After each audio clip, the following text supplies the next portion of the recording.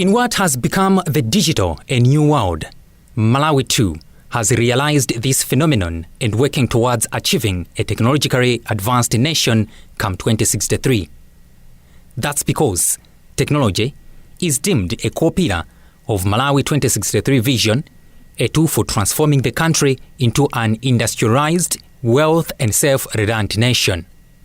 No wonder the blueprint highlights key technology goals like enhancing ICT infrastructure for reliable and affordable services, developing a globally competitive digital economy through e-commerce and e-governance, and improving agriculture with innovative technology, among others. It also lobbies for the strengthening of human capital in the tech world through education and skills development. Not surprising that as part of such goals, the Ministry of Education is promoting science subjects to encourage learners to innovative inventions that can support the country.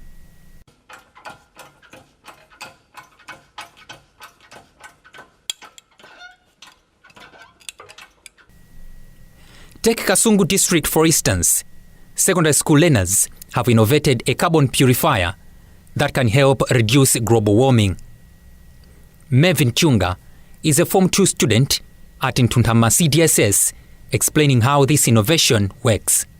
The machine which is in front of us called the carbon purifier, and there in the factory, for example, we burn the carbon and it produces the smoke. And on the first chamber there we have the fan. The function of the fan is to suck in air, and on the third chamber again we have a sieve. The function of the sieve is to prevent the litters or trashes, for example, in general trashes, from entering into the second chamber. And on the second chamber there we have cotton. The function of cotton is to trap the carbons. And down the second chamber we have water. When carbon dioxide dissolves in water, it produces carbonic acids. And there on the second chamber as well we have the pipes. On the second third chamber we have the pipes. When we bend the pipes, the water or hydrochloric acid come out. And on the third chamber as well we have the same cotton, and down it we have the hydrochloric acids. And the function of the cotton there is to trap again the carbons which pass through the second chamber. And the function of hydrochloric acids is to trap the carbon monoxide, which is very bad to a body person or the other environment animals. And on the fourth chamber here acts as our chimney.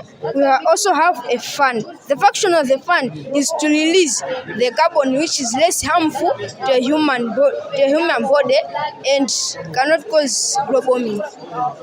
In subjects of like climate change, I will give you an example. Like last year, the same day like this, we had like a sunny day. All of this year, the same day, we have the clouds. All are these results due to global warming. And our project here can be used in industry. As you know, in industry, they produce fumes which are very bad. In the fumes, we can have, for example, carbon dioxide and carbon monoxide. And we have the elements inside our chambers there, which helps to trap them and reduce them. Hence, there's no global warming.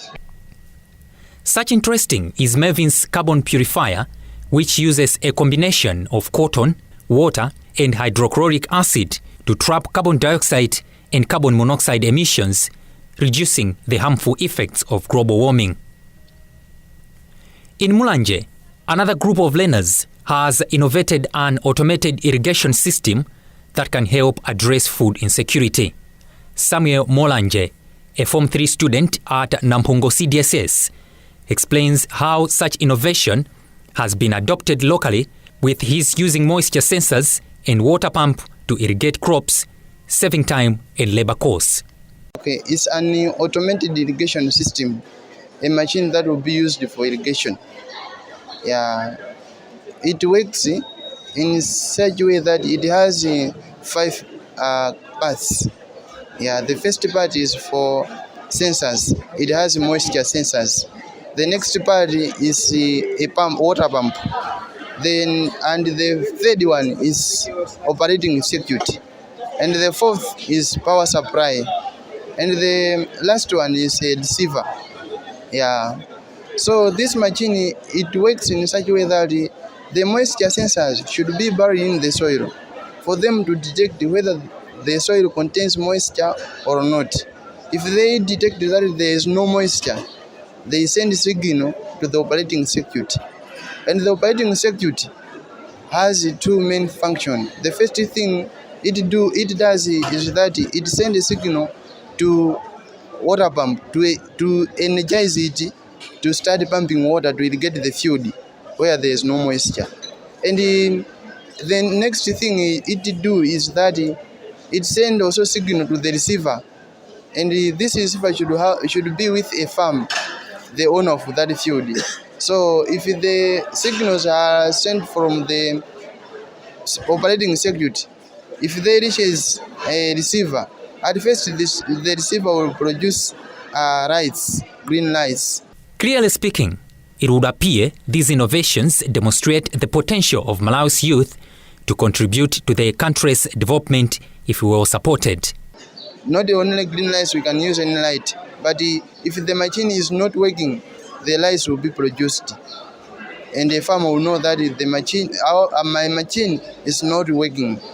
Yeah, so if the machine is in working and the signals from the operating circuit reaches the receiver, the bulbs of the receiver, it got off, it will not produce light.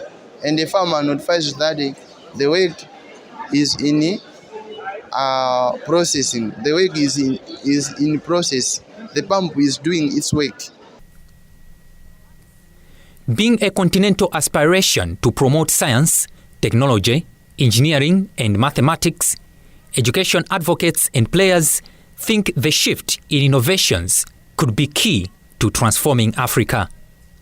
Professor Benson Banda, President of Strengthening of Mathematics and Science Education, believes that teachers need to be empathetic and supportive for the education system to focus on adding value to Africa's resources.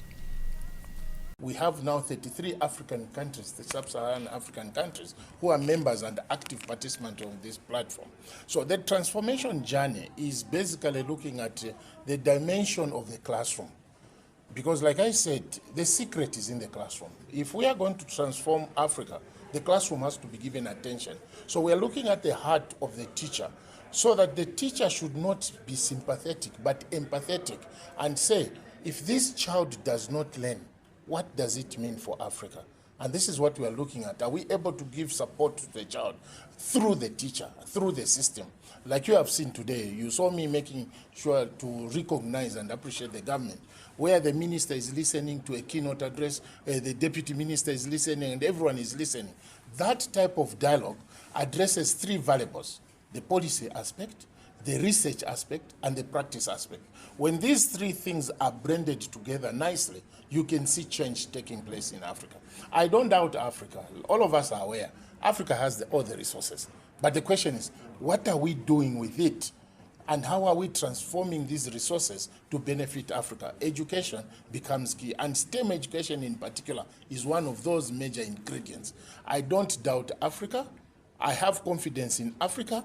And if Africa can realize that they use the resources they have now, I'll give you an example. Herbal medicine. What is herb? The trees are found in Africa. They are found here. Why are they exported out that we go and buy them back and call it herbal medicine? It means we need to do a technology to add value to that. So, what is government doing with these wave innovative ideas? A focus to Brighton Saka, Minister of Education, who says measures are being put in place to promote science subjects to encourage modern-day solution-based innovations. The African vision, the Africa we want, puts emphasis on the study of science, technology, engineering, and mathematics, being the kind of subjects that are going to transform the economic, socio-economic status of Africa by year 2063. The gathering here is an assemblage of very high-profile scientists, technologists, engineers and mathematicians from all across Africa, sharing knowledge and experiences on how best to instruct the student in these subjects, so that the student of tomorrow studies science, technology, engineering, and mathematics, instead of the kind of things that we studied in the past. Let me say that the science, technology, engineering, and mathematics must be relevant to the needs of Africa today and the needs of Africa tomorrow, and the challenges and opportunities that Africa must anticipate in the years and decades to come. This continent will have to compete with the rest of the world for global opportunities, for for development and various aspects of our international interconnectivity. For that reason, our science, our technology must match and probably outpace the science and technology, engineering and mathematics of the other continents, so that we not only survive in this world, but thrive. So decolonizing science, technology, engineering, and mathematics teaching entails that we move away from teaching about mundane subjects like dissecting a frog and identifying where the heart is in the frog, to probably opening up a mobile phone and seeing how it functions.